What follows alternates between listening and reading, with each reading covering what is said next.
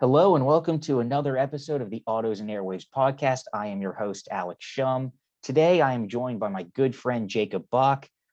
He is a fellow car enthusiast from Charlotte, North Carolina. He runs his own podcast, the Tank Half Empty podcast, which actually inspired me to create this. He has a really cool car collection.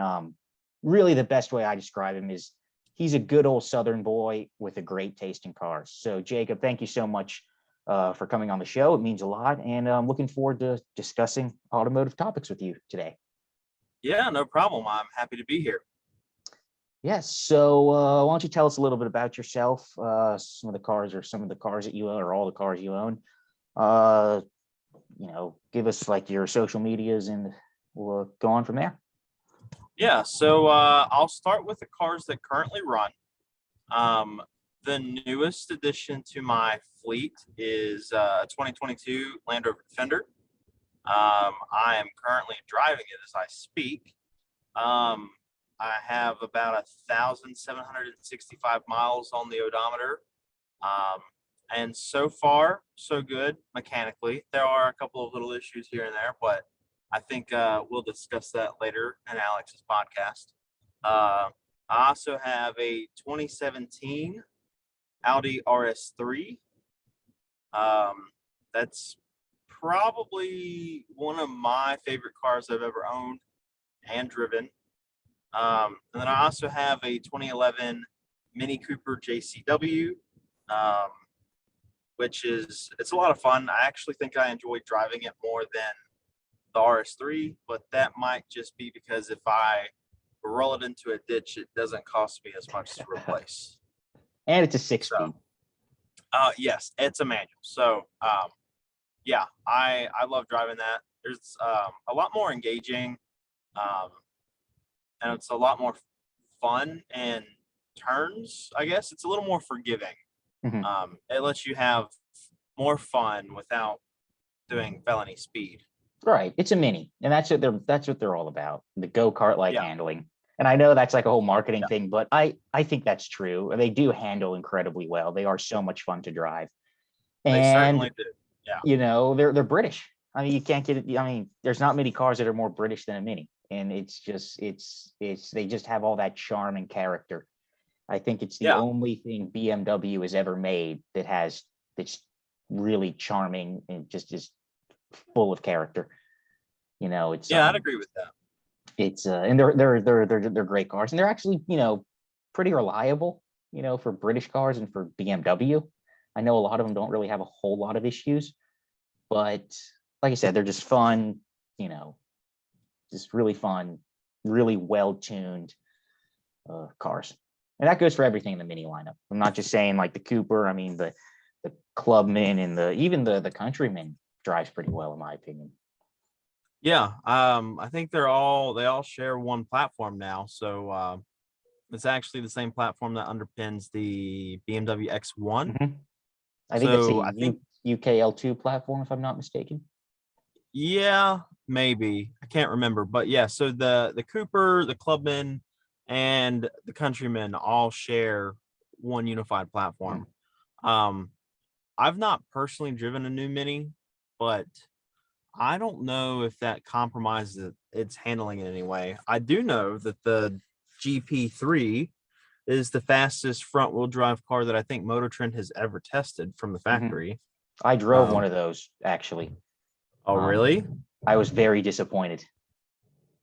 Well, it's probably because it was an automatic, not a manual. Well, yeah, they're all automatic. It's that Ison 8-speed that's not the best. It had some of the worst shift programming I've ever experienced. And the fact it was just it was too expensive. Those carbon fiber fender flares are just tacky.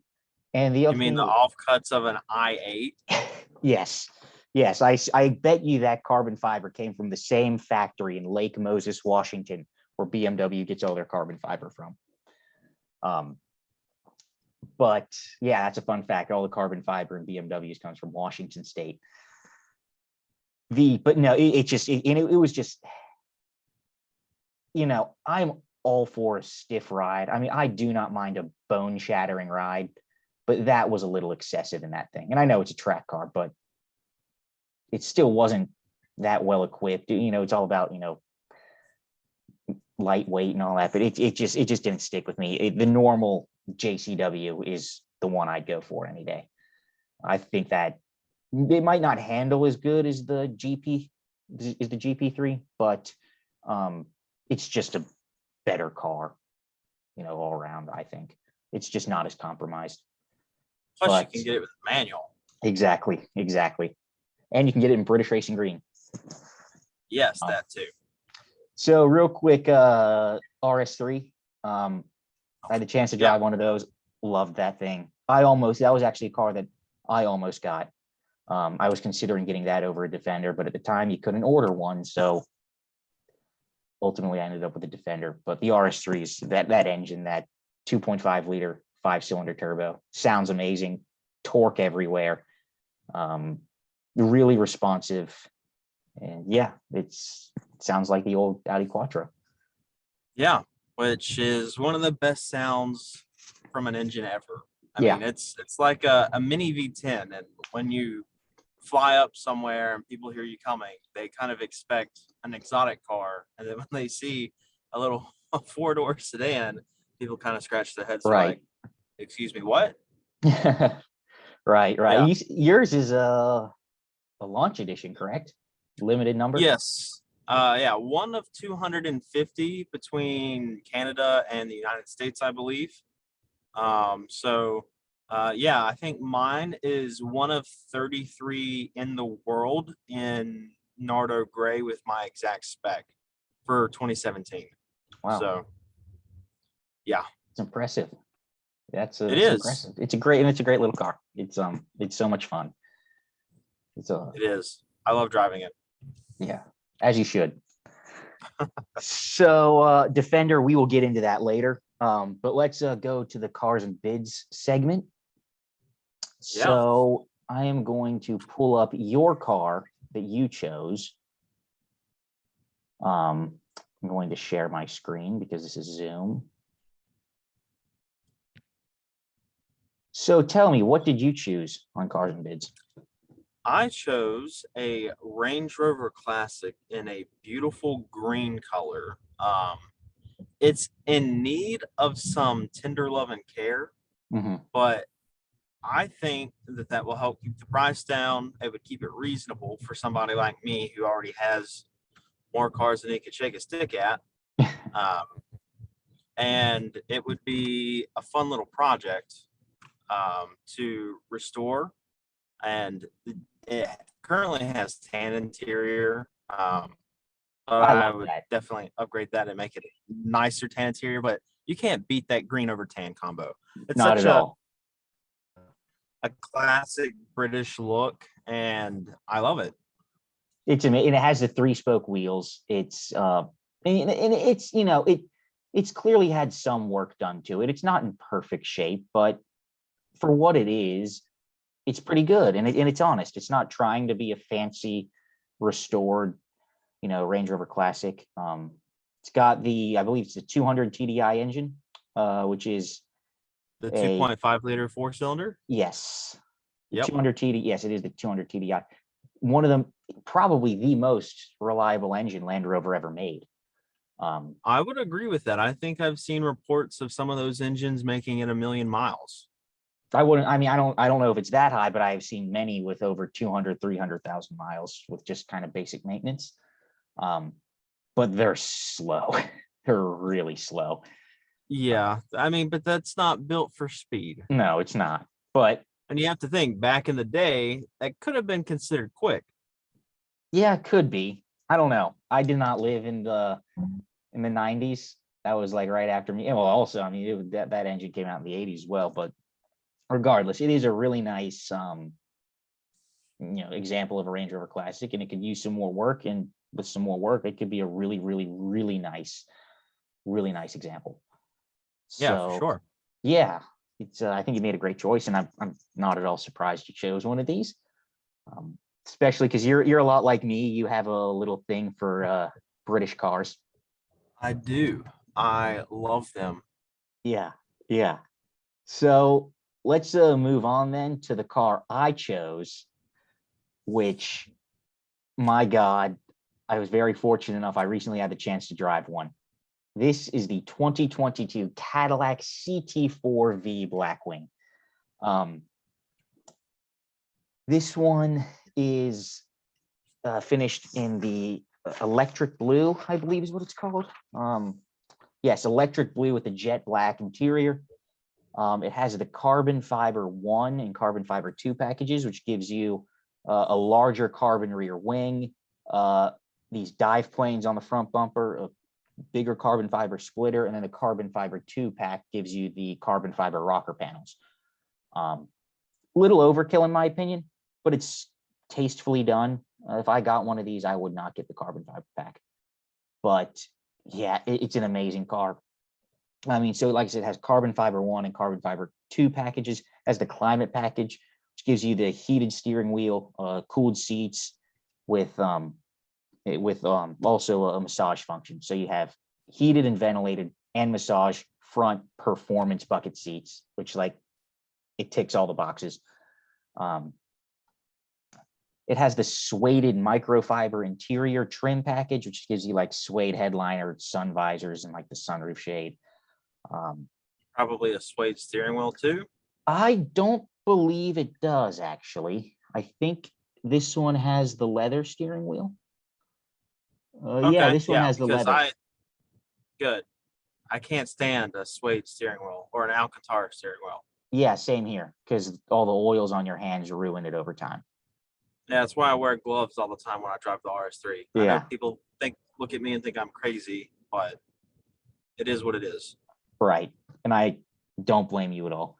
And this car is extremely well equipped. This particular one, the sticker price was $77,085, which is, this thing competes directly with an M3, and this has almost everything you can get on a CT4V, and it costs the same as an M3, a base M3 6-speed with a couple options, because the M3s are so expensive now, and this might not be as nice on the inside as the M3, but it's pretty close.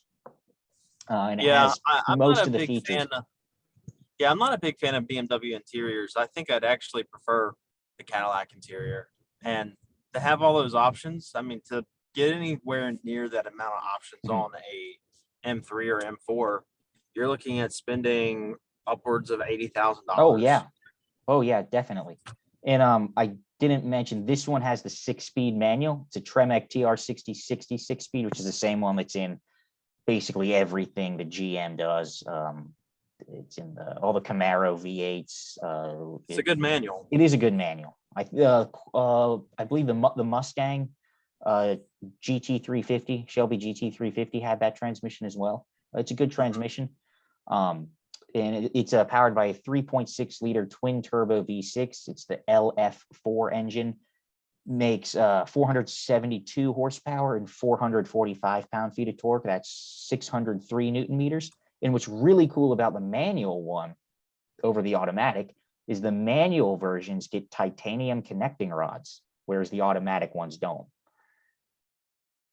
And also, I wonder if that's to help them rev out better. Could be. I'm not sure. I would imagine it probably has something to do with that. But this one is also one of the first. It's a 250 collector series cars. This car is number 6, and basically the collector series just gets you a special plate with like signatures of some of the engineers of Cadillac's V performance team. So actually, kind of moving on here, we will talk. I'm going to talk about this with my experience driving these. So I'm going to kind of steal the show here for a few minutes as we talk about the CT4 and also the CT5-V Blackwing, because I was very fortunate enough to drive them both. I'll start off with the CT4. In some ways, I preferred it over the CT5. I think it handled slightly better just because of its smaller size. It was just a little bit sharper. It was amazing. I mean, honestly, after driving this, M3 who, RS5 who, and even, I mean, I would take this over the Giulia Quadrifoglio. That's how much I like this car. even though there are some shortcomings. The interior is nice, but still not quite there yet. There is some cheap plastics in some areas. I don't think it's as good looking as some of the cars in the competition. I think the Giulia looks better. I think the RS5 Sportback looks better. But it's not a bad looking car. But my God, the way it drives, it was amazing. It's on the Alpha 2 platform, which is it's the second generation of the Alpha platform, which the original Alpha platform, GM benchmarked the E46 3 Series in terms of handling. And that was like, because the E46 is regarded as one of the best handling cars of all time. That was their benchmark. They didn't benchmark, the current 3 Series and all that, because it, quite frankly, just wasn't as good. And they did a great job. The old ATS, one of the best handling cars I've ever driven, the ATS-V, was amazing. That car had a lot of shortcomings. The interior in that was excruciatingly cheap. It was really bad. Had the Cadillac Q system as well, didn't it? Yeah, that had Q, the Q infotainment system, which was just, it was so bad. I mean, haptic feedback does not work very well in cars. But yeah, this CT4-V, like I say, it's the LF4 3.6 liter twin turbo V6, very linear in terms of just how it delivers power. Yeah, of course, there's a tiny bit of turbo lag, but that turbo spools up so quickly, and it's just a wave of torque all the way up the red line. And now the one I drove had the optional 10-speed automatic, and it was amazing. I mean, I would get one with a manual, but this 10-speed was so good. I mean, it was just as good as the ZF 8-speed. And I mean, and that's the best torque converter automatic transmission you can get. And this was just as good. It was so smooth when you wanted it to be, just, putzing around town. And then like in race mode, it was lightning quick. And it was, the shifts were just bam, bam, bam, bam, all the way through the gears. It was such a wonderful, wonderful transmission. Yeah, and I was really, really impressed with how well that transmission was tuned. And downshifts were really good. I mean, downshifts were pretty quick. Not as quick as some versions of the ZF 8-speed, but pretty close, pretty close. And I think this car is just the right amount of performance for the street. I mean, driving it, me personally, I wouldn't want any more power out of a car, like for a street car. But of course you can easily get in trouble with it, but it's not like an absurd amount of power. 0 to 60, I think they claim with the automatics like 3.9 seconds. I'm sure it's going to be a little bit faster than that. With the manual, it's like 4.1, which is big. I think the new M3 with the 6-speed is like 4.1 or 4.2, 0 to 60. But just the way it handled was amazing. It's on GM's magnetic 4th generation magnetic ride control, which, it's just MagneRide dampers. It was stiff, but extremely compliant. Even in like tour mode, which is like comfort mode, you could put, I could put my grandmother, I could put my girlfriend, I could put my mom in that car and they would not complain. Then you put it in, race mode and V mode, it stiffens up quite a bit, but it's still compliant, which is really, really nice.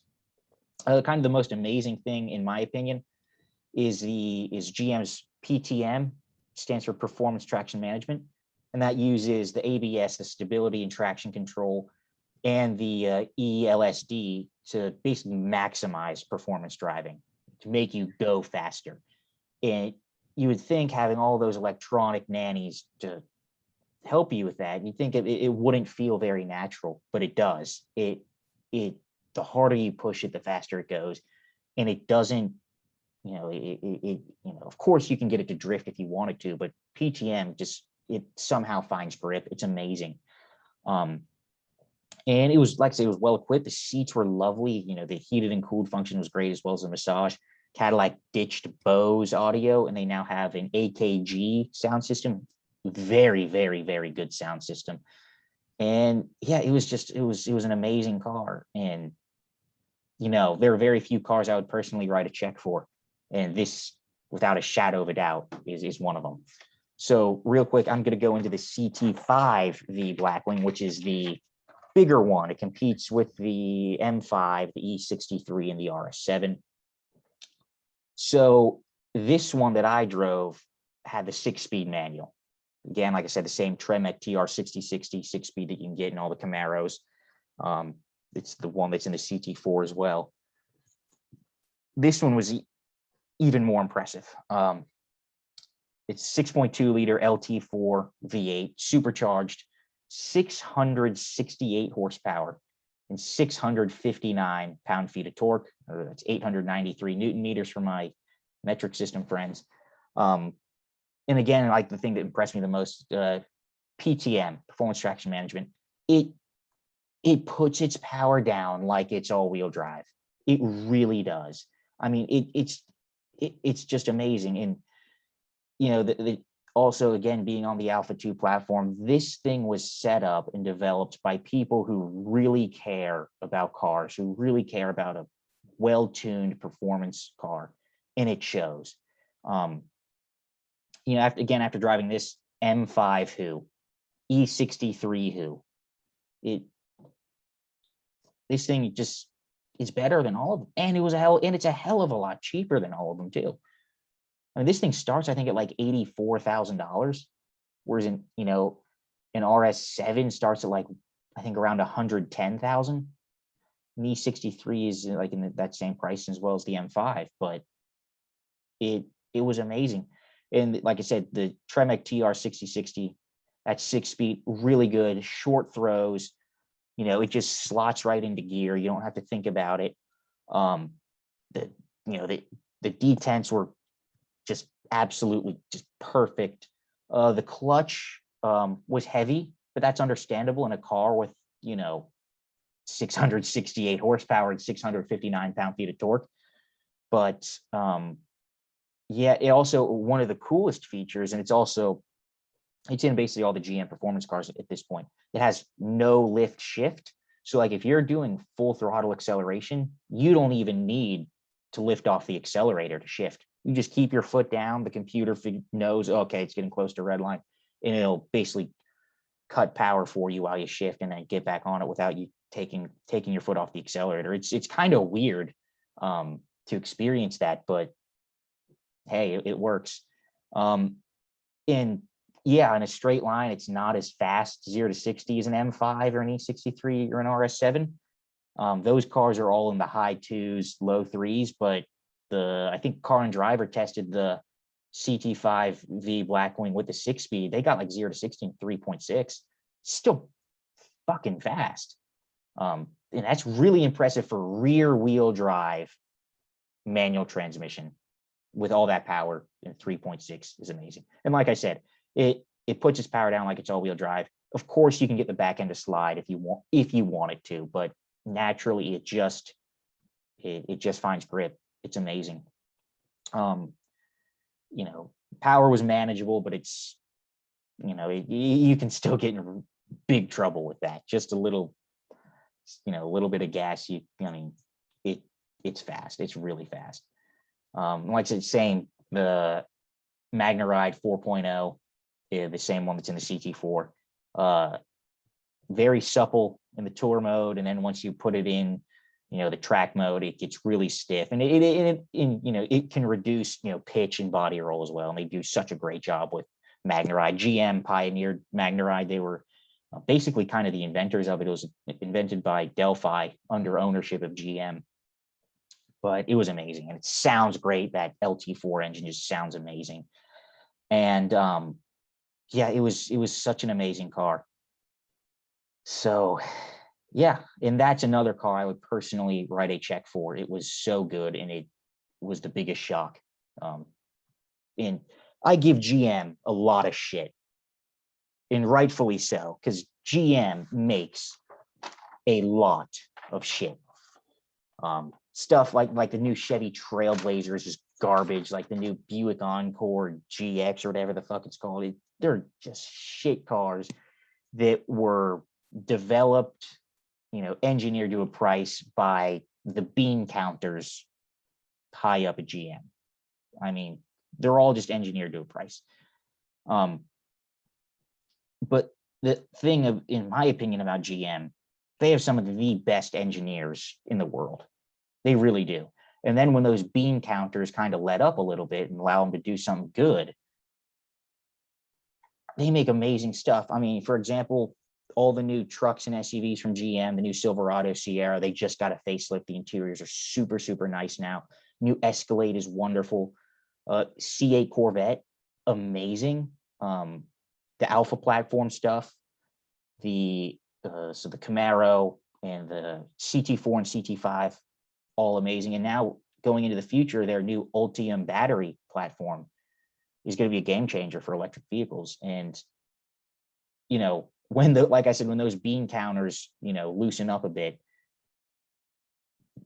GM does really great things. And yeah, that's a car that CT5-V Blackwing is a car I will own one day.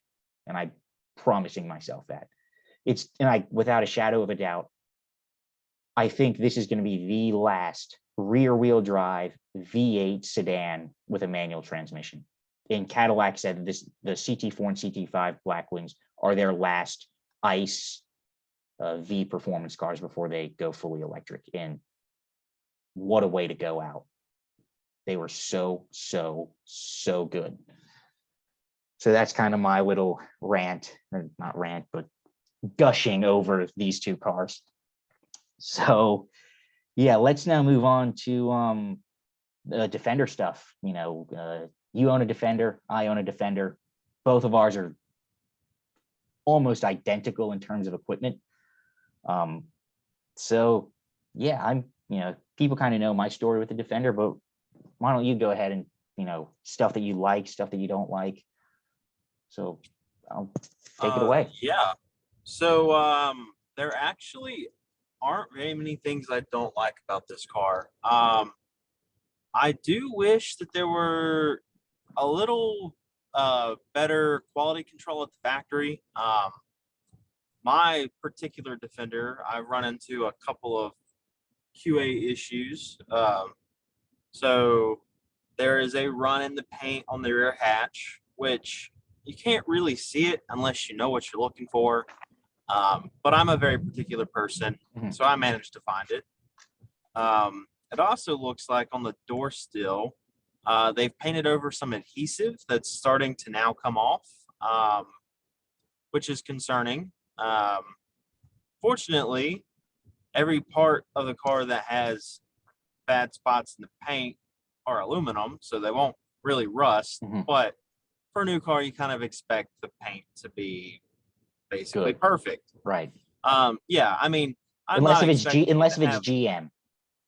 Yeah, I'm not expecting it to be like no orange peel, but like I expect that the paint that's on the vehicle is correctable and can be made look stunning.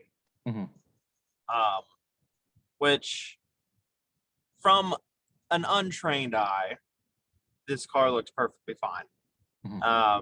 So some other issues I have is the lower plastic door trim came in warped from the factory, so it's not sitting completely flush against the body.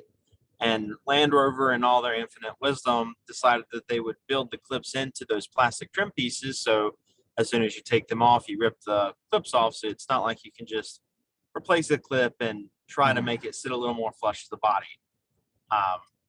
Props for them for making people spend more money, though. I mean, they sure know how to get you. They need to make money too, but yeah, we know. Well, there are a couple other issues like my steering wheel controls. They were working intermittently.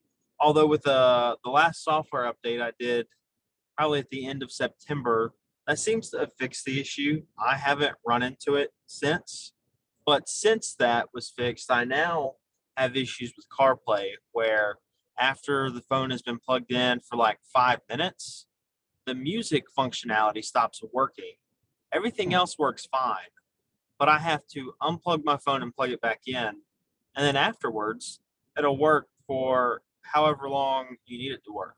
So that was another weird issue that I run into. I think lastly, the issue that I've run into is that the glove box lock cylinder does not appear to be keyed to my valet key, or like the physical key. That's really Which strange. it's quite concerning, actually. Yeah. It's actually really annoying because I really don't know how they're going to fix it. I assume that the lock cylinder slides out somehow. But yeah, it doesn't, when you insert the key, it doesn't look like the key goes in far enough. I've tried giving it a healthy shove, and it doesn't go in any further. Um, and it doesn't twist left or right. I've tried the key in both of its planes of orientation, even though they should be coded the same way, and it still doesn't work. So, yeah, Yeah, I'm that's once all my replacement parts for everything come in for the door panels, I'm taking it into the dealership, and they're looking at my laundry list of issues. and it's a new car on a new platform. This is Well, to be this is expected. technically its third model year of Yeah, production now. but well, now they're in their fourth model year of production. Yeah, so and it's only been They out for like a yeah, year and a half. and Yeah, it has been so in pandemic and all the quality issues and stuff. I understand why there are issues like this. In like for me, it's annoying, but it doesn't really bother me because I knew this going into it. However, yeah, mine, I mean, my paint is perfect. I mean, it's now has some stone chips on it, but that's to be expected on a car. Most of my issues have been kind of like electronic stuff. The main one that actually just happened is my sunroof stopped working.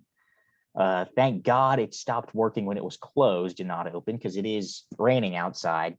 That wouldn't be fun. And since it's now getting colder, it's not an issue at all. USB ports stopped working and they came back on. It was like an intermittent issue, and for the past couple of weeks they've been working every single time. But I already had new ones on order, and they're going to put it in, and that's going to fix the issue. Another issue is the little leather strap to fold down the seat cushion in the second row ripped. It's just bad design because it got caught underneath like the child seat anchors, and that's how it like locks in place. And I pulled it and it wasn't coming out, and I pulled it again and it just ripped off. And I was like, oh, crying out loud. So all of those stuff has been on order forever, and I called my dealer this past week, and talked to the parts guy that I've been working with forever now, and he's like, well, you didn't see anything, but he wanted to go make sure just to check anyway, and luckily all my stuff arrived. So now the middle of next month is the earliest I can get it in to get all that stuff fixed. So new USB ports. Actually, the USB ports have been at the dealer for ages now. I just was waiting for the seat so I don't have to go in again, just do it all at once. So they're going to replace my cushion, replace my USB ports. I'm going to have them look at the headlights because the auto high beam assist basically turns itself off every 10 or so ignition cycles. And it's not just a problem with my car. It's a well-known problem. And apparently the headlight control module just needs an update, and that fixes it. So I'm going to have them do that, and obviously have them look at the sunroof. But other than that, I mean, it's been fine. I mean, mechanically, it's been perfect. And yeah, it has these little hiccups, but compared to some other Defenders that I've seen, I'm really happy with how mine's working. Also, my windshield cracked, and that's a clusterfuck. I've been waiting for one since like March or April, and I'm not getting one until after the first of the year. So, yeah. but luckily it's not that big of a deal. The crack is pretty small. Yeah, mine actually, with 256 miles on the car, I got a chip in my windshield. Yeah. And it was at the very edge. So I took it to Safe Flight, and they were like, I don't even know if we could get the machine on it. Not to mention, it's like within half an inch of the edge of the windshield, so putting pressure on it might make it crack. Mhm. I was like, well, it'll probably crack anyway, so you just as well give it a shot. And they managed to get it fixed. So Wow. yeah. Yeah, mine's chipped. It's not a huge chip, but it's there, and I'm surprised it hasn't cracked yet. Now once it gets winter, it might, but we'll see. Yeah. And Now knock on actually, some wood. yeah, knock on wood. But another thing, last month I had the windshield replaced on my dad's Q7, and it's the same company that replaced the windshield on our Discovery 3 times. And he said that the Defender's windshield is the worst windshield that they've ever seen from Land Rover. It is so thin, and also since it's pretty upright, it's obviously more prone to getting, chipped and cracked. But he said that is just the glass is so thin on those. They've done so many of them, and now they can't because they can't get windshields. So thank you, coronavirus. Thank you, China. Thank you, whatever. People, go to work. All right, go to work, make money, and the world will turn again. That's my political talk for the day. But yeah, so actually, why don't you tell us a little bit about your Defender, trim level, color, options you got, engine. Yeah.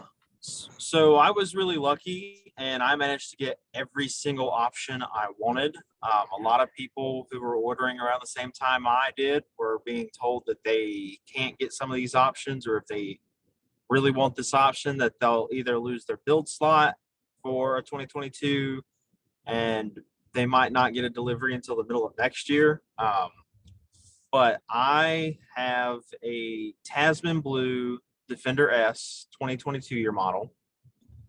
It has the upgraded headlights. It has the upgraded interior screen, which is a no-brainer. It's like $140 option, and you get 40% more screen real estate. Like, why wouldn't I didn't get it because it wasn't available when I ordered mine, but also I do like the way mine looks better because it's integrated into the dash instead of kind of being tacked on. I mean, they did a pretty good job with the 11.4 inch screen in the new Defender. It's not like tacked on, but it's still kind of tacked on. But yeah, for the money, why not? And now for 23, it's standard on all of them. You can't even get the 10-inch screen anymore. Yeah. But yeah, like I said, that wasn't available when I got mine, but I'm happy with what I have. Yeah. I mean, the reason why I got it was because I plan on using this to go overlanding, and I use an app called Gaia to help plan my routes and everything. And Gaia integrates with Apple CarPlay. So I have this mammoth screen that I can use. It's bigger than an iPad to navigate, so I don't have to have an iPad tacked onto my dash somewhere with a fancy mount. Yeah. So I really like it. I enjoy it. So other options I have, I went with white steel wheels because I also selected to go with a white roof. Classic look.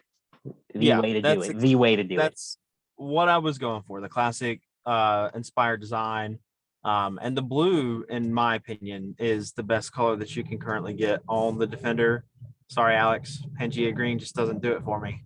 Yeah, I love mine, but that blue is nice. And the thing that I like about it's metallic, but it's a weird metallic. Like, it doesn't look metallic until you're like right next to it. It looks like a solid paint. Whereas like Pangea green, you can see that thing from 100 feet away, and it's like, oh yeah, that's a metallic paint color. Yeah, I really enjoy the way that the paint looks, especially how it differentiates itself between being in the shade and being in sunlight. Yeah, because it's almost, when it's in the shade, it's almost like a muted flat color, almost like Nardo gray. Like it's just a solid blue, a solid light blue.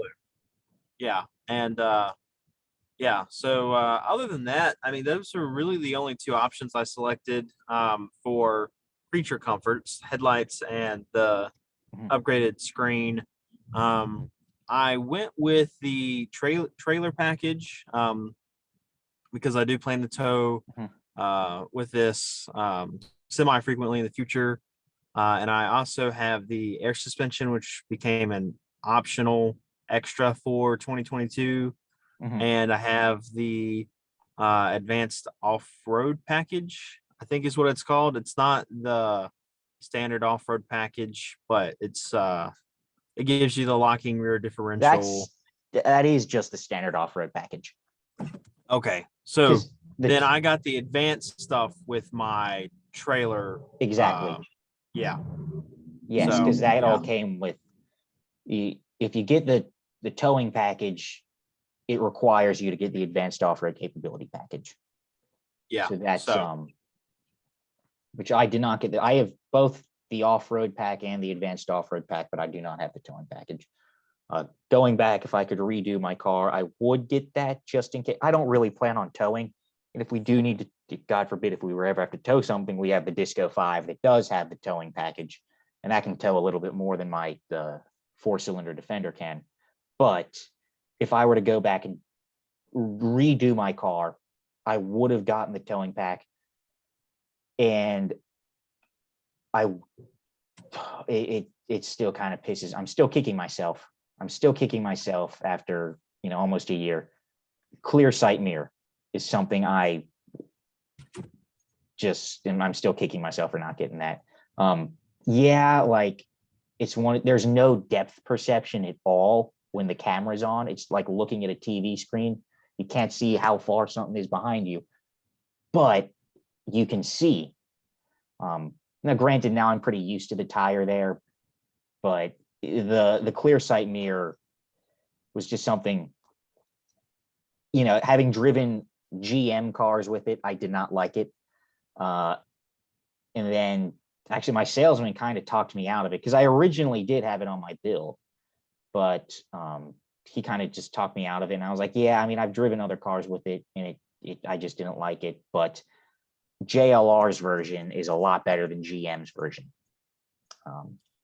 But yeah, that's something I definitely would have gotten. And actually, I mean, as you know, not everyone knows this, but my original plan, I was going to get a Defender 90 P400 SX Dynamic. That is what I was going to get because I wanted the 6-cylinder because my old car was my old LR4 / Discovery 4 was the V8, and I wanted something with similar power. And I really liked the 90. It was also cheaper than the 110, but I really liked the 90. I love the way it looks. I think the proportions are a little bit better on the 90 than the 110. But then I drove one and I just did not like how that engine delivered power. I talked about it in my first podcast, but really quickly to go through it. It has an electric supercharger. It's not like the Mercedes EQ boost electric supercharger that like kicks in at 100 RPM. Land Rover says it kicks in like instantly. I don't feel it. Every single version of that engine that I've driven all kind of has its same hesitation. Under 1500 RPM, completely dead, just absolutely nothing. And then above 1500 RPM, it pulls hard all the way to redline. So ultimately, I drove a 4-cylinder and I was like, oh, wow, this is way more powerful than I was expecting it to be. And I ultimately decided I would rather have a little bit of turbo lag because that engine's a little bit laggy under about 2500 RPM, but it's not like old fashioned turbo lag. It's not like, an old Supra or an Abarth 500, but there's a little bit of turbo lag. So I decided I'd rather have a little bit of turbo lag than absolutely nothing for the first half second. And I'm actually very happy with the 4-cylinder. I think it's more than enough power. It's not like super fast, but it's certainly not slow by any means. And the fuel economy is all right. It's, I average about 19 in, city and highway driving. But yeah, my only complaint with it is the god awful fake engine noise. But yeah, I'm actually quite pleased with the engine that I got. Now, if they sold the diesels here, I would totally get the new D250 straight 6 diesel or the D300 straight 6 diesel, but we don't get those. Yeah, unfortunately not. Yeah. But it's been a great car so far, and I love it. It's I do not plan on getting rid of it. Next 6.5 years of warranty I have, I'm gonna use it all. But once it's time for me to get a new car, I'm gonna hold on to that and get. I've always said I'm probably just gonna end up next with a Golf R, or Golf GTI, but I can't let this one go. But yeah, so you want to add anything? Actually, real quick, I do want to talk. For a while, you complained a little bit about the Meridian sound system, and then now all of a sudden you like it.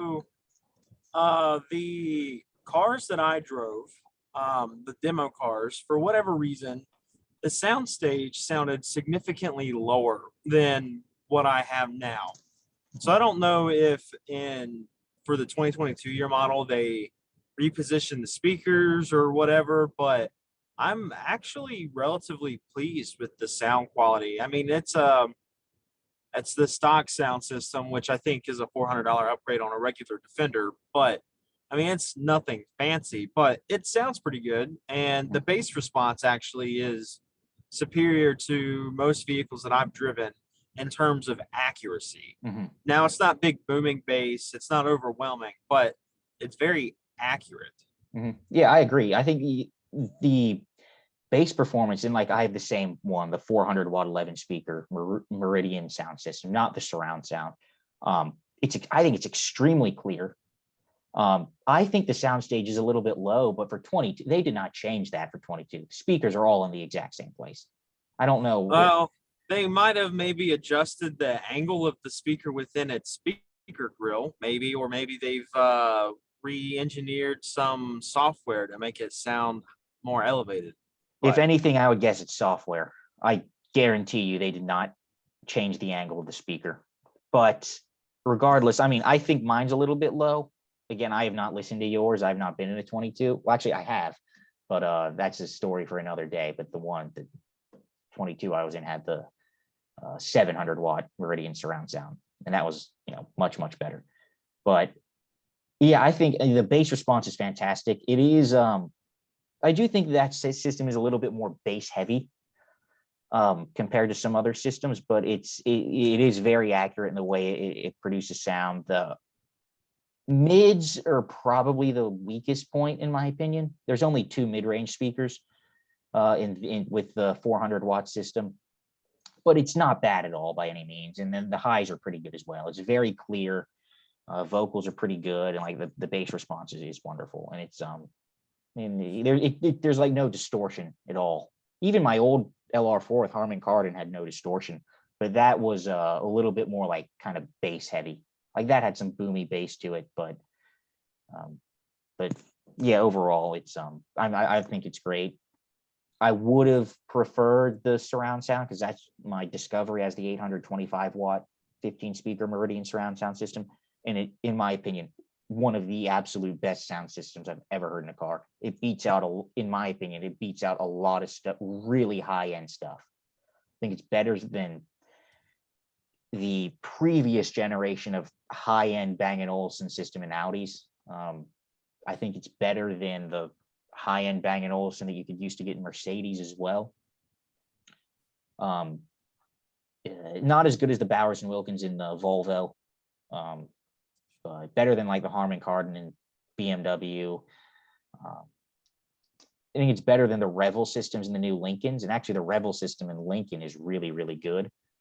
But I still think the 825 watt Meridian is superior to pretty much everything apart from some Bowers & Wilkins systems. And also the 1700 watt Meridian signature sound system that you can get. You could get in the XJ, and you could get it in the Velar, the Sport, and the full size. That even elevates it more, and that is just as good as the Bowers & Wilkins and Volvos. But yeah, that's just me. I'm kind of an audiophile. I always have to get the high-end sound system, but for what it is, I mean, the standard 6-speaker sound system in the Defender, in my opinion, it's pretty bad. I mean, it's not as bad as something that's in like a Jeep Wrangler, but it's pretty bad. It's for listening to the news and the Autos and Airwaves podcast. A little self-advertisement there. It's just for the news and podcasts, and that's about it. You don't want to listen to that with music because it's pretty terrible. It's pretty terrible. But yeah, so let's move on. We were going to talk about a little bit of a different topic today of Chinese cars, more specifically knockoff copycat Chinese cars. Yeah. And there's some interesting stuff there. We found some shit. Let's just some absolute shit. Yeah. I will start with the, I don't know how the fuck you pronounce this thing. The for the people that are watching this on YouTube, I'm going to share my screen to this. This is the I'm gonna botch this. The Huanghai, whatever, Plutus. And it is basically a first generation Chevy Colorado. I mean, that looks exactly like a first gen Chevy Colorado, which I probably should have pulled this up, but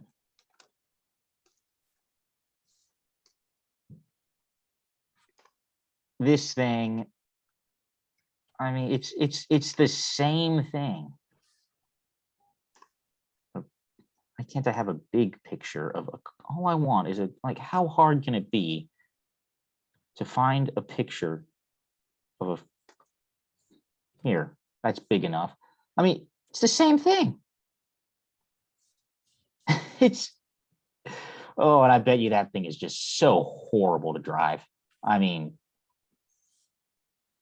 yeah, that's bad. That's bad. I don't know what do you want to I know there was a car that you'd like to talk about. Yeah, the Landwing X7. Yeah, which is a carbon copy of the Range Rover Evoque, the first gen Evoque. Yeah, and it's almost like a spitting image copy. It is. I mean, from the side, it is almost identical.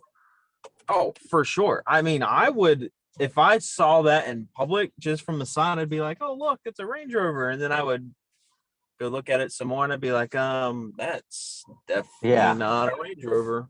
No, I mean, it is. I pictures of it right here. And my God, that thing is, and I think JLR sued them and they lost. I mean, it's like, did they? Because I thought they actually won. Oh, no, I'm sorry. I misspoke. It was like the only time they that did a win. company has ever won. Right.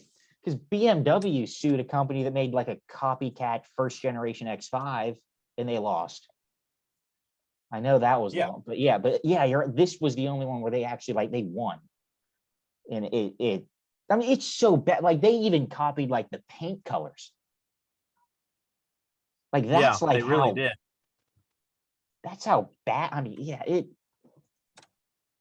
God, I can't. If you drive one of these, you're an imposter. I mean, it's just like it. The inside though was kind of similar to an Evoque, but not. You could see like kind of the air vents look the same. The center console design is not the same, but you can see there's probably some inspiration there. But of course, the inside is not very nice. But yeah, it's bad. It's Chinese cars are just shit. They're just shit. Now there's one that I wanted to bring up. This is kind of cool, actually. It's very retro and it's got modern features. But again, it's going to be crap. This is the Aura Punk Cat. Yes, that's the name of the car. And it's an old Beetle. It's a first generation Beetle. And it's Chinese. And it's a four-door Beetle. But the inside of it actually looks like really cool. I mean, it's got a giant ass screen, but it's very retro, and I think it's actually quite charming. But it's still a copy, and yeah. And VW said that they're gonna go for legal action against this copycat thing, but as they should. Are they gonna win? I have no idea.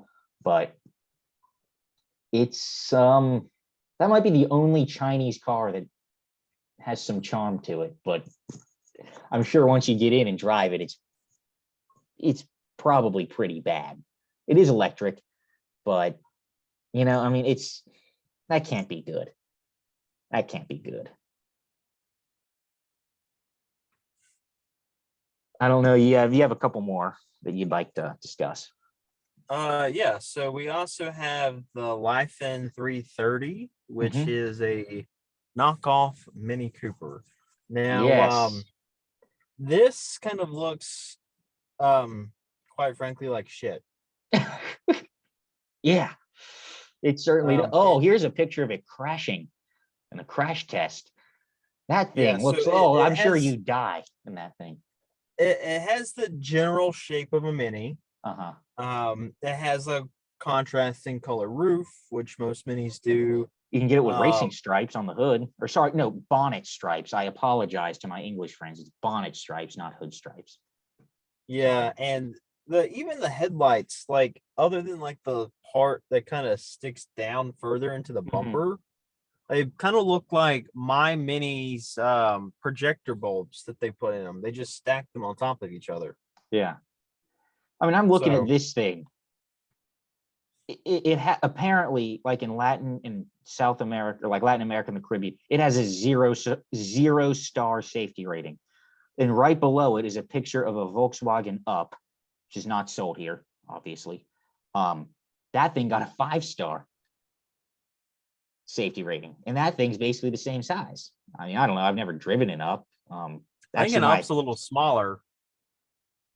It might. I don't know. I didn't look up the dimensions, but I would rather have an accident in an Up than that thing, because it looks like it was put together with chewing gum and spit. I mean, it's bad. I mean, Land Rover does technically glue most of their cars together. Yes, they do, with rivets. Aluminium technology, but that's pretty bad. I mean, even the Up, like I think the Up's a cool little car, but it's not for me. But the fact that got a 5-star safety rating and this Chinese thing got 0. I mean, actually, my previous guest, Natisha Chatton, she used to drive an Up for a while before she got the Barth. But yeah, this thing is just. Oof. I think I would rather be buried alive than be seen in one of these things. It's just like, it's sad. It looks like someone described a Mini Cooper over the phone. And the same thing with like that Volkswagen Beetle. It looks like that. And speaking of that, there is another car that you'd like to discuss. Yes, the CH Auto Lithia, which, like you said, it looks like someone has described an Audi R8 to somebody on the phone, and they've just drawn it. And they drew it. They drew it with a Crayola marker. Or no, they're not fancy. They drew it with a crayon. There's some pretty fancy crayons these days, Alex. Yes, there are. Yes, there are. There are very expensive crayons that artists use, and I'm certainly not an artist. Well, I do run a podcast now, so I guess it makes me an artist, and it is an explicit podcast, so I guess that means technically I make explicit content. You should start an OnlyFans. Oh yeah, that's a great idea. Hey. Yeah, no one wants to see that. Got to pay for the Defender somehow. Oh, that's not. We don't need to worry about that. But remember, this is not Call Her Daddy. This is not the Call Her Daddy podcast. This is the Autos and Airwaves podcast. So, oh god, my ex-girlfriend didn't even listen to that. It was torture. Anyway, yes, this is a but it looks, you're right. Someone described an R8 over the phone, but it's not ugly. I don't think it's ugly. No, it's not ugly, but it's not great. No, it's not. It's not. It's still stupid. Oh God, here's one that looks. This looks like a Toyota IQ or the Scion IQ. What is this? I don't. Whatever that. I don't know. But yeah, that's yeah, it's Chinese copycat cars or. But it is amazing though what China in like the past 25 years went from making this Bicycles. this thing that I have pulled up on my screen, whatever the hell that thing is. That's a tricycle, to making, you know, this that looks almost identical to a Range Rover Evoque. And well, hell, now they're making Polestar. Polestars are made there. Like I said, that Cadillac CT6 plug-in hybrid was made in China. The Buick Encore is made in China. It's a crap car, but it's not terrible. But yeah, and some I think like all the Volvo S90s I believe come from China now. But I would not want to own a Chinese car. I'm sorry, I just don't want a car that has a made in China sticker on it. Just no thank you. No thank you. Regardless of what it is. Even the Polestar, which I'm dying to drive one of those, but that's not going to happen anytime soon because they're stupid and they have like 3 dealers in the country and you have to buy one online. Like, why can't I just go to a Volvo dealer? But whatever. Anyway. They're trying to be Tesla. Yeah, and that's not going to work. Anyway, we need to start to wrap this up. So I'm going to ask you some questions. I'm going to make this kind of go as quickly as I can. Questions that I ask everyone on this podcast. I really need to do a better job of organizing this. Let's see. Here we go. All right. So first question, most interesting and or weird car that you have driven?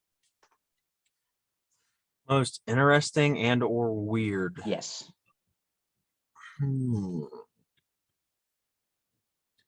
So, it depends on your definition of interesting, but I actually drove a manual G80 M3. So have I. And it was interesting to me because it will probably be BMW's last ever manual transmission car, but it was shit. I disagree with you completely on that. And I take that M2, that's coming out and that's going to have a manual. Well, we'll see. I would rather own the M3 over the if the M2 looks anything like the 2 Series teasers, then I don't want anything to do with it. Based on stuff I've seen, like leaked bumpers and stuff, it's not going to have the Bucky the Beaver grill on it.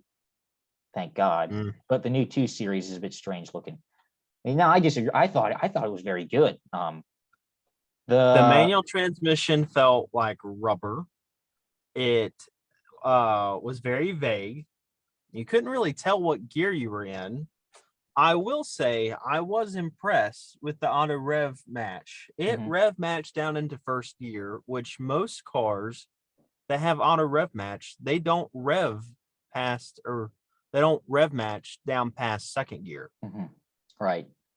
So I was impressed by that. But in general, the transmission, it just felt numb. It felt like throwing a hot dog down a hallway. It was very vague.